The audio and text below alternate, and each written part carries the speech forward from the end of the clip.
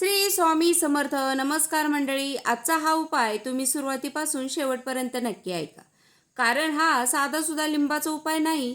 आपल्या जुन्या परंपरांमध्ये काही वस्तूंना विशेष महत्त्व दिलं गेलं आहे. त्यामुळे लिंबू हा एक वस्तू आहे आणि असं मानलं जातं की एखादी व्यक्ती घरात आली की वातावरण अचानक बदलतं. कारण नसताना वाद होतात, घरातील माणसांमध्ये गैरसमज वाढतात आणि एकच व्यक्ती वारंवार भांडणाचं कारण बनत असेल तर अशा वेळी पूर्वीच्या काळात काही लोक लिंबाचा गुप्त उपाय पद्धतीने करायचे. हा उपाय करायला अगदी छोटा आहे, पण त्यामध्ये एक गोष्ट नक्की आहे जी अनेकांना माहीतच नसते.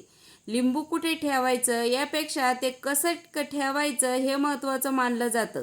आणि त्याहून महत्त्वाचं म्हणजे तो उपाय करताना त्या व्यक्तीचं नाव कधी आणि कशी पद्धतीने घ्यायचं. हे चुकीच्या पद्धतीने केलं तर उपायाचा अर्थच बदलतो, असं पारंपरिक समजूत आहे. म्हणून आजचा हा व्हिडिओ मध्येच सोडू नका, कारण सुरुवातीची पद्धत सगळ्यांना माहीत असते, पण शेवटची पद्धत फार कमी लोक सांगतात. पहिली गोष्ट, लिंबू कसं असावं यासाठी एक ताजं लिंबू घ्या. लिंबू घेताना त्यावर डाग, कुजलेले भाग किंवा जास्त खराबपणा नसावा. हे लिंबू कोणालाही दाखवत बसायचं नाही, शांतपणे घ्यायचं आणि घरी आणायचं. आणि आता इथेच अनेक लोक पहिली चूक करतात. लिंबू आणल्यानंतर लगेच उपाय सुरू करायचा नाही. सर्वप्रथम ते स्वच्छ पाण्याने धुवायचं, पुसायचं आणि काही वेळ एका स्वच्छ जागी ठेवायचं. हा उपाय करताना मनात राग, सूड किंवा कोणाचं नुकसान व्हावं अशी भावना ठेवायची नाही, कारण हा उपाय कोणाचं वाईट करण्यासाठी नसून घरातील त्रासदायक वातावरणापासून स्वतःला मानसिकदृष्ट्या दूर ठेवण्याच्या पारंपरिक श्रद्धेची जोडलेला आहे. आता शांतपणे श्री स्वामी समर्थ स्मरण करा आणि मनात म्हणा, श्री स्वामी समर्थ, माझ्या घरातील वाद शांत होऊ दे, माझ्या घरातील नकारात्मकता दूर होऊ दे आणि मला योग्य मार्ग दाखव. आता एक छोटासा लाल किंवा पिवळा कपडा घ्या. तो कपडा स्वच्छ असावा. त्यावर लिंबू ठेवा.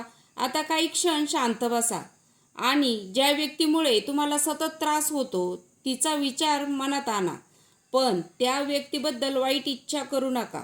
मनात फक्त म्हणा, तुझा त्रास माझ्यापासून दूर राहू दे, माझ्या घरात शांतता राहू दे. आता लिंबू कपड्यात अलगद गुंडाळा. आणि इथेच पुढची गोष्ट महत्त्वाची आहे. हे लिंबू घरात कुठे ठेवायचं ही जागा चुकवू नका, कारण पारंपरिक पद्धतीनुसार प्रत्येक जागेला वेगळा अर्थ दिला जातो. जर घराच्या प्रवेशाजवळ सुरक्षित आणि स्वच्छ जागा असेल तर ते लिंबू काही काळ तिथे ठेवू शकता, पण त्यावर कोणाचा पाय पडणार नाही याची काळजी घ्या. आणि घरात लहान मुलं किंवा पाळीव प्राणी असतील तर त्यांच्या आवाक्याबाहेर ठेवा. आता दिवा लावायचा असेल तर देवासमोर दिवा लावा. श्री स्वामी समर्थ नामस्मरण करा आणि काही मिनटं शांत बसा.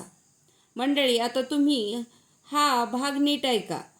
लोकपरंपरेमध्ये अशा उपायामध्ये नाव, वेळ आणि जागेला महत्त्व दिलं जातं, पण कोणाचं नुकसान व्हावं किंवा एखाद्या व्यक्तीवर काही अनिष्ट परिणाम व्हावा अशा हेतूने काहीही करू नका.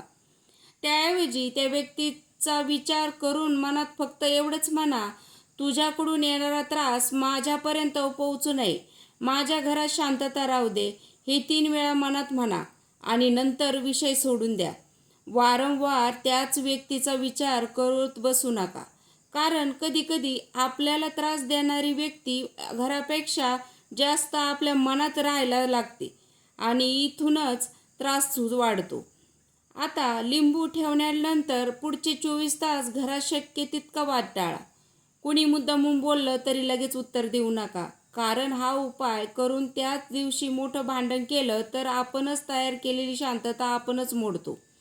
या 24 तासांमध्ये घर स्वच्छ ठेवा, देवाजवळ दिवा लावा, नामस्मरण करा आणि शक्य असेल तर घरात मोठ्याने नकारात्मक चर्चा टाळा. 24 तासानंतर लिंबू खराब झाला असेल तर ते वापरू नका. ते योग्य पद्धतीने कचरापेटीत टाका. रस्त्यावर, कोणाच्या घरासमोर किंवा सार्वजनिक ठिकाणी टाकू नका. आणि हात स्वच्छ धुवा. त्यानंतर पुन्हा एकदा श्री स्वामी समर्थ स्मरण करा. मंडळी, आपल्या परंपरामध्ये अनेक गोष्टी श्रद्धेने केल्या जातात, पण लक्षात ठेवा, उपाय कोणाचं नुकसान करण्यासाठी नसतो. घरात कोणी सतत भांडत असेल तर त्यामागे वास्तविक कारणही असू शकतं. गैरसमज असतील तर संवाद करा. सतत अन्याय होत असेल तर विश्वासू व्यक्तीची मदत घ्या. आणि परिस्थिती गंभीर असेल ना, तर सुरक्षितेला सर्वात आधी महत्त्व द्या. आजचा लिंबाचा उपाय तुम्ही पारंपरिक श्रद्धा आणि सकारात्मक संकल्प म्हणून पहा. आणि शेवटी एक म्हणा, श्री स्वामी समर्थ, माझ्या घरात शांतता राहू दे, नकारात्मक विचार दूर जाऊ दे आणि माझ्या कुटुंबाला योग्य मार्ग दाखव. मंडळी, काही उपाय दिसायला अगदी छोटे असतात, पण त्यांच्या मागची श्रद्धा आणि आपल्या मनातील ताकद मोठी असते. म्हणून हा उपाय करताना भीती नको, सूड नको, फक्त श्रद्धा आणि शांत मन ठेवा.